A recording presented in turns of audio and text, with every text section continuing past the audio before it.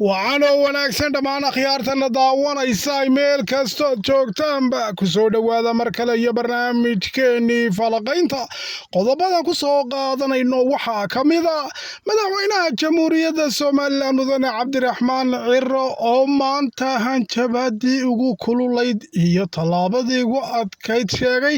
inuu ka qaadayo kooxaha huwantii argagixisada iyo nabadiidka fadhiya bariga sool kuwaasi oo la filayo hadda inuu yimaado madaxweynaha dowladda fadhiidka ee soomaaliya xasan sheekh iyo markaa ku-xigeenkiisa ninka ra-iisul wasaaraha ugu magacaaban ee la yidhaahdo xamse kaasi oo ku magac dheer marxuumka kuwaasi oo la sheegay in ay ku caano shubayaan oo markaa ay halkaa ugu dabaaldegayaan hogaamiyaha horjoogaha loo doortay laascaanood firdhiye kaasi oo doorashooyinkii wixii lagu sheegay ee maalmihii dhoweytoole ka dhacay halkaasi uu ku guulaystay laakiinse doorashadaasi ay ahayd mid dhiig badani uu ku daatay oo markaasi ninkaasi xoog uu ku qabsaday halkaa isagoo oo ka faramaroojiyey in jabuutaawi oo markaa wadada cad la marsiiyey bareedh inta lacagtiisii looga qaatay weliba ciidankiisiina la laayay iyo taageerayaashiisii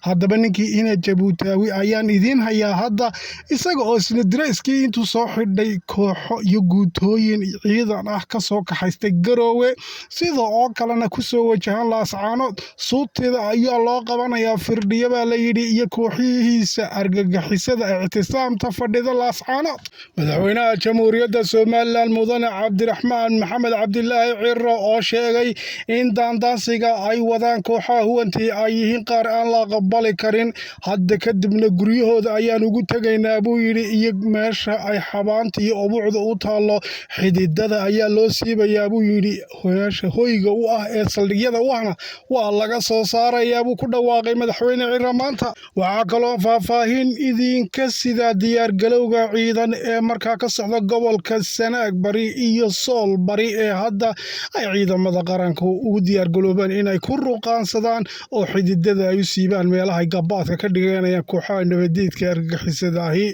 iyo dhinaca kale iskaashiga ay samaynayaan ina jabuutaawi garoowe oo markaa puntland ciidankeeda ay ku taageerayso iyo dhinaca kale jamhuuriyadda somalilan oo ciidankii qaranku ay ku ruuqaansanayaan 2 abudh iyo 3 abudh baa la gelinayaa baa layidhi firdhiye oo halkaasi far dheeraatay ku noqday xasilooni darro iyo ammaan darrana halkaasi ka wada haddana uu markaasi usii dheer tahayba in uu xitaa dadkiisii uu awal oran jiray iyaga soo doortay oo kalsooni isiiyey ayaa hadda la sheegay inuu dadkiisiiba xasuuqayo oo markaa cidna aanu u naxariisanaynin sidaa darteedna waxaa hadda laysku raacay in xididada loo siiba firdhiye oo markaa gudaha laascaanood ayaa hadda dagaalku uu ka bilaabmayaa baa layidhi qodobada iyo qodobo kale ayaan ku soo qaadanaynaa barnaamijka ku soo dhowaada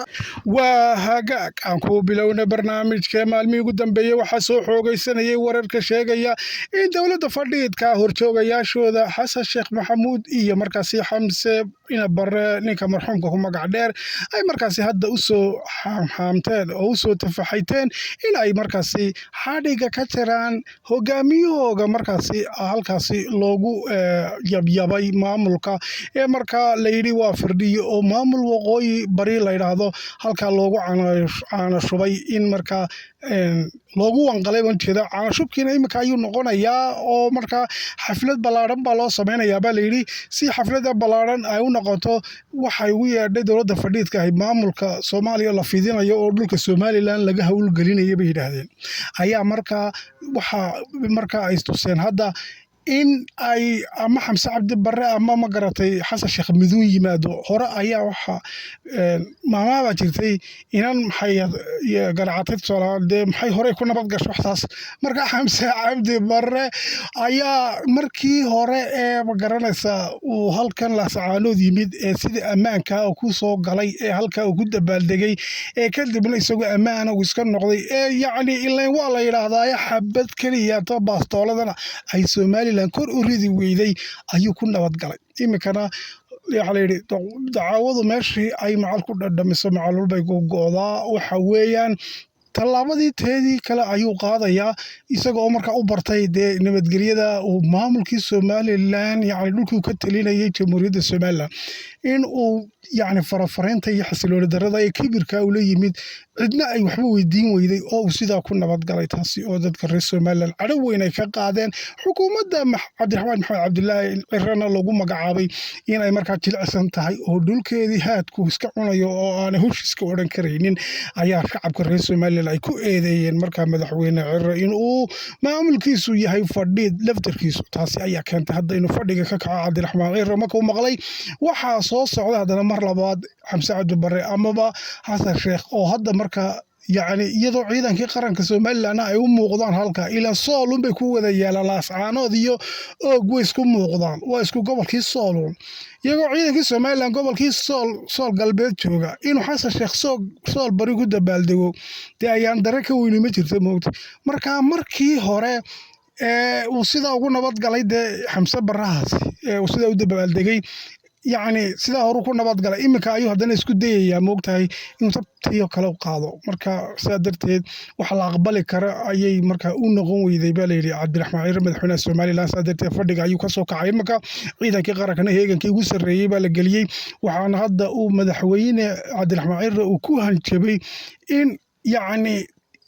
gefka ay ula imanayaan qarannimada Somaliland mar hore haddii uu dulqaatay mar labaad inaanu dulqaadanaynin oo guryahooda ayaan ugu tegaynaa buu yidhi iyo meesha ay fadhiyaan xididada ayaa loo siibayaa buu yidhi madaxweynaha Somaliland oo maanta tegay taliska guud ee ciidanka qaranka jamhuuriyadda Somaliland halkaasi oo markaa saraakiil sare oo yacni tababaro heer sarena ka soo qaatay wadamada iskaashiga Somaliland leh oo tababaro heer caalamiya la soo siiyey ayaa bilada halkaa lagu guddoonsiiyey sidoo kale haddana waxaa la dejiyey istaraatiijiyadii markaa haddii uu cag soo dhigo Xasan Sheekh xididada loogu siibi lahaa weerarkani weliba ma ahaanaya mid ku ekaanaya waxa la yidhi dee dhoolatusi xabado kor loo rido ilaa iyo gudaha Laascaanood ayaa la gelayaa baa la yidhi waxaana hadda warar ay sheegayaan xuuraan ahi in iskaashi ballaaran weliba hadda uu jiro oo markaa dhinaca Somaliland dhinaca Puntland iyo gudaha Laascaanoodba howlgalladaasi loo diyaargaloobay oo ina Jabuuti laftarkiisa ayaa ah